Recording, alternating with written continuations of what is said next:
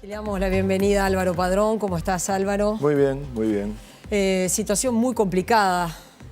Hablábamos 5 meses largos de transición al 1 de diciembre para el nuevo presidente de México. Hasta llegar a su asunción, ¿no? Y se acuerdan que la semana pasada decíamos que era muy probable que ganara. Ocurrió, y ocurrió además con un margen muy amplio. Entonces yo me proponía hoy, por un lado, hablar de quién es AMLO. Vamos a decir siempre AMLO porque es un nombre tan largo, Andrés Manuel López Obrador, parece más de un teleteatro mexicano, pero en México lo conoce todo el mundo como AMLO. ¿Qué va a cambiar en México como segundo punto? ¿Y qué significa para Uruguay? No lo pudimos hacer en 7.000 millones el lunes, que tratamos el tema de México, no nos dio el tiempo. Maxi siempre dice de usar el cable a tierra, y yo creo que vale la pena pensar un poquito qué significa para Uruguay el triunfo de un hombre de izquierda en México, ¿no? ¿Quién es López Obrador? Bueno, el PRI, que es el gran derrotado de estas elecciones, es el Partido Revolucionario Institucional, un partido histórico creado en 1917. Él perteneció, como casi todos los políticos mexicanos, a este partido. Es como, imaginemos el Partido Colorado en Uruguay, ¿no? Que gobernó prácticamente 100 años con apenas alguna interrupción del Partido Nacional. Lo mismo pasa en México, en donde el PAN, a partir de Fox, hizo una interrupción del PRI, pero el PRI es como el gran partido institucional, histórico, fundador del Estado que conocemos en México, pero que tuvo rupturas en el 60, en el 68 y en el 78 por el lado de la izquierda, parecido también en algún sentido al Partido Colorado. Y gente que se fue, entre otros Cuauhtémoc Cárdenas, fue creando otros espacios, básicamente el PRD, y ahí también estuvo siempre López Obrador, hasta que en las últimas elecciones forma un grupo aparte, Morena. Miren qué significa, Movimiento de Regeneración Nacional. Es muy importante entender esto. ¿Cómo aparece en esta última elección? Esta idea de regeneración, que no parece ser una frase muy fácil para generar la idea de lo que él de alguna manera convoca, ¿no? Es la idea de un político honesto, que viene a enfrentar corrupción, violencia y descrédito de los partidos tradicionales, que si uno observa, repito, son los grandes derrotados de esta elección, y un partido relativamente nuevo se queda con la mayoría parlamentaria, es decir, con la mitad de los votos del país.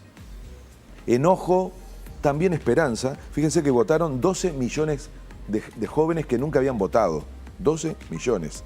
Entonces, todo esto tiene mucho que ver para este tsunami de AMLO que sorprendió, porque efectivamente es un cambio radical en términos de lo que hasta ahora conocíamos en México. Inseguridad, corrupción, pobreza, desigualdad, junto con Brasil, son los dos países que explican que América Latina sea el continente más desigual del planeta.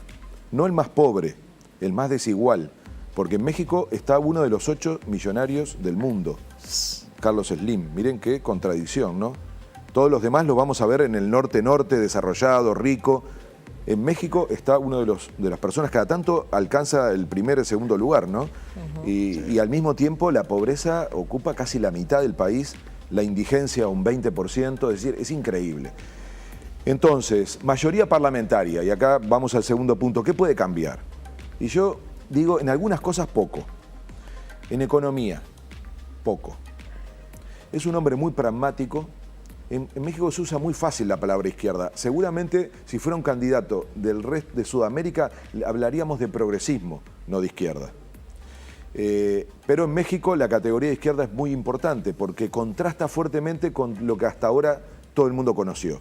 Entonces, en materia económica, ese pragmatismo, que sería más de un progresista que de un hombre de izquierda, se explica, por ejemplo, él va a poner de jefe de gabinete a Alfonso Romo, un empresario que durante los últimos 20 años estuvo siempre en los partidos contrarios a los que estuvo López Obrador. Es una señal muy clara de decir, yo voy a buscar un equilibrio, calmar a los mercados. Observen, no ha habido ningún inconveniente en términos de señales económicas el primer día, pero inmediatamente calma.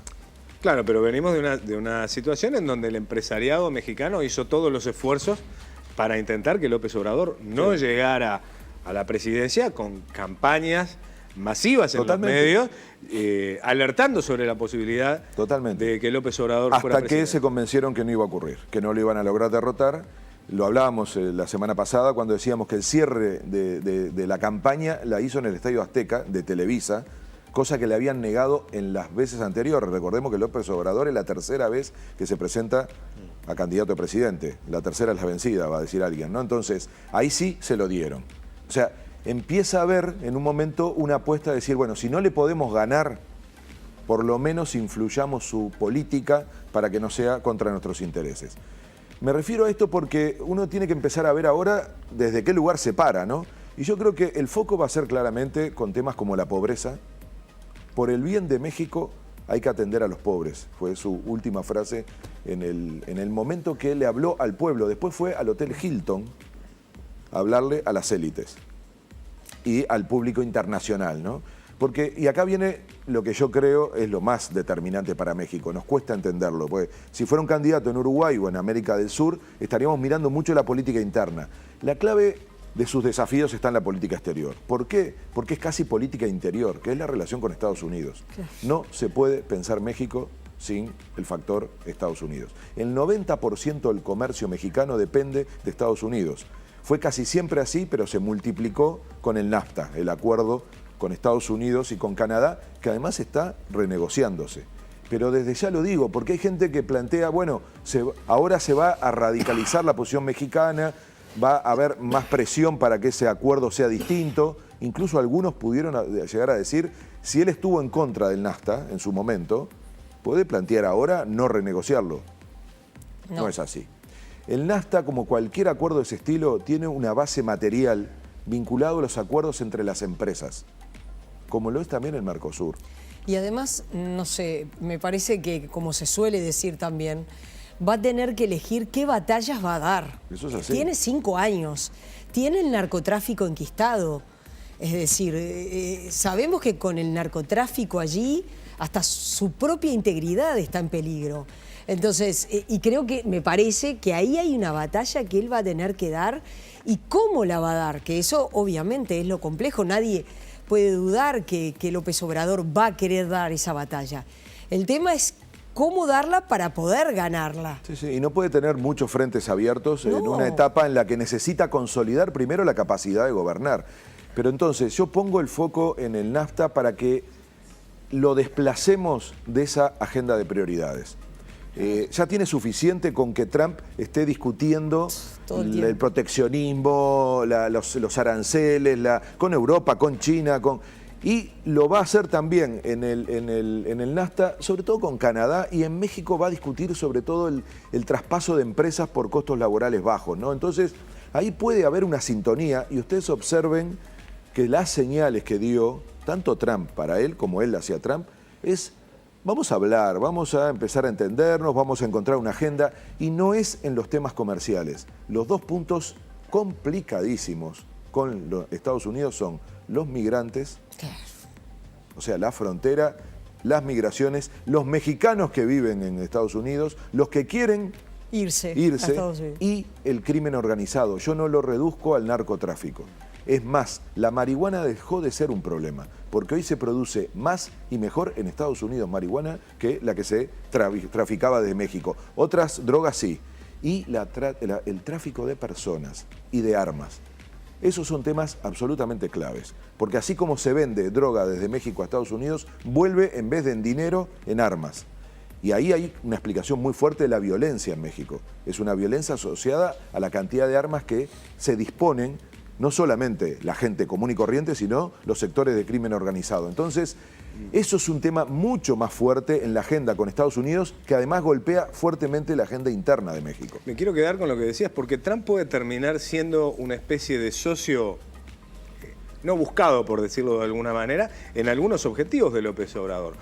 Uno de los elementos que puso Trump sobre la mesa es: México no puede ser competitivo en base a pagarle 4 veces menos a sus trabajadores de lo que nosotros estamos obligados a pagarles, y lo puso de manifiesto a la hora de que el NAFTA tuviera que ser revisado. De alguna manera, esa visión de Donald Trump, que obviamente no es la preocupación por el salario de un trabajador mexicano la que lo mueve, sino la defensa de los puestos de trabajo norteamericanos, de alguna manera puede llevar a esa sintonía entre dos presidentes que uno los puede ver muy alejados desde lo ideológico, pero que son pragmáticos a la hora de negociar justamente una relación comercial que es simbiótica. Sí, sí, además tenés razón, porque va a haber coincidencias que no tienen que ver con el plano ideológico, pero que los une en objetivos nacionales. Y aquí esa palabra es clave, ambos tienen un perfil nacionalista. Trump ha hecho esto ya como un discurso, pero AMLO también. En México es muy importante esa imagen de la identidad y demás. Él es un caudillo, por eso yo pongo entre comillas lo de izquierda, ¿no? Sería muy difícil para nuestra lógica, sobre todo política en América Latina, ponerle esa categoría tan rápida. Hasta por esto, esa cosa de un caudillo muy... Agrego una cuestión sobre una alianza. Él hace una alianza con los sectores evangélicos, un partido que es de la iglesia evangélica. O sea, va a estar muy lejos la agenda de derechos.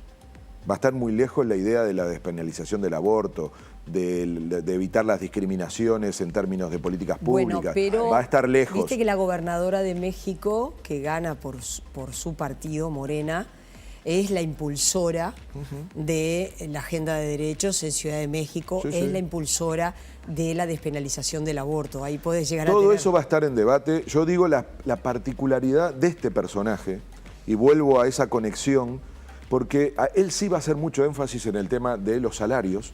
Por eso es verdad que puede haber una coincidencia en cómo reencarar la relación con Estados Unidos de empresas que están en México y que son norteamericanas, ¿no? No es y la que se hayan ido las empresas, se fueron los trabajos.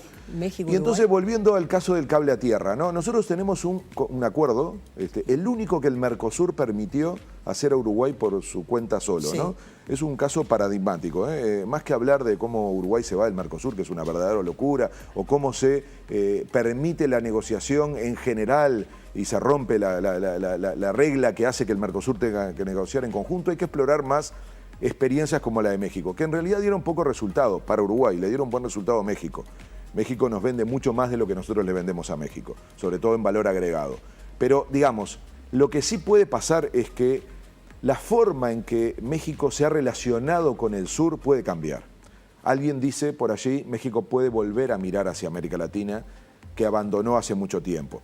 Pero está esta contradicción, si le va bien con Estados Unidos... Pero en realidad, más allá de que desde lo ideológico pueda aparecer un titular interesante, cuando 9 de cada 10 dólares que vos comerciás, lo comerciás con tu vecino, esa mirada hacia el sur, objetivamente, parece más poesía, parece lírica, porque el dato de la realidad, en el todos los días, en el lunes de mañana de López Obrador, 9 de cada 10 dólares que le entran de su relación comercial. En comercio sí, pero en política internacional no es solo comercio. Y vamos a ver un México más activo, con una posición mucho más potente en términos de temas geopolíticos, en discusiones en la OEA, en los organismos. Hay que ver, se va a quedar en el Grupo de Lima. Es decir, cuidado, ¿no?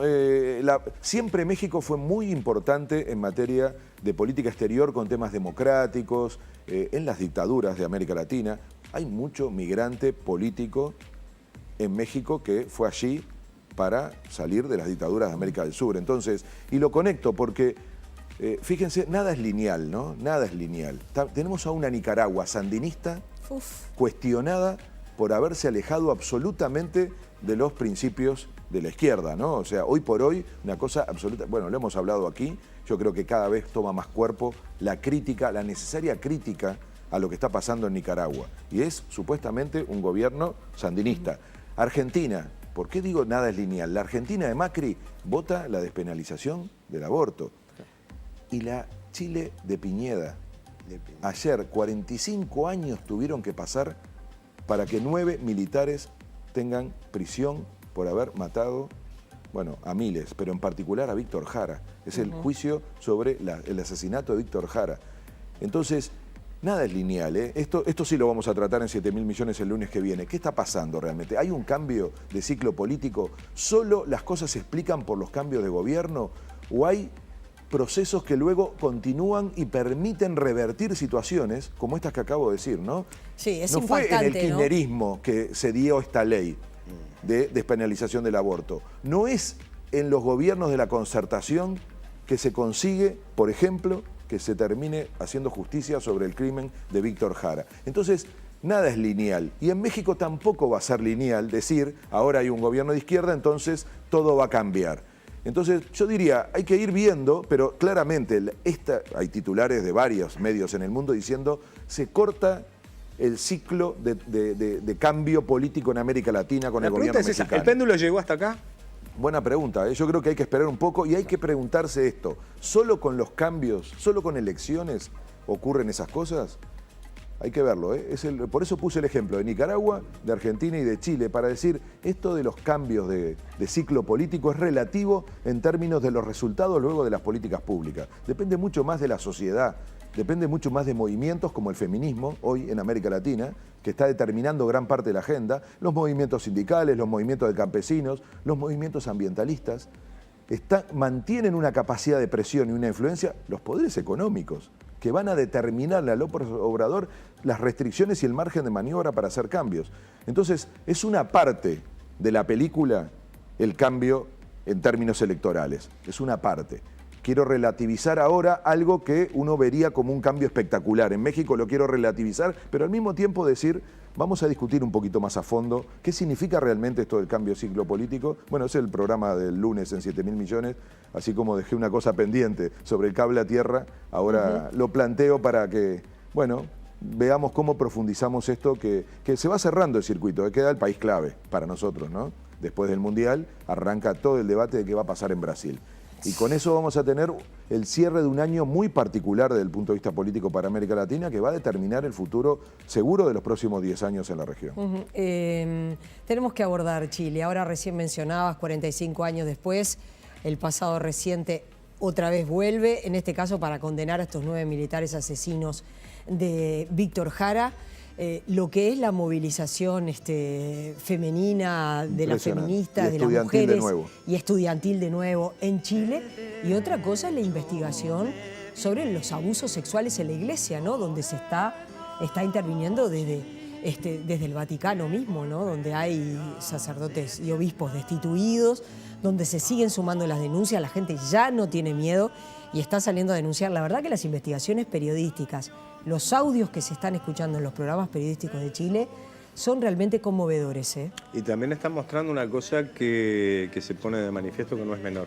Aquella imagen del Chile muy católico quedó de manifiesto ya con la visita del Papa, que no es tan así, y lo que vos decís, una sociedad que se anima a cuestionar lo que podía ser incuestionable hace una década, ¿no? Si dará para hablar Chile. Está muy fuerte todo lo que está pasando en Chile. Que nos quede en agenda, profundizar la situación de Chile.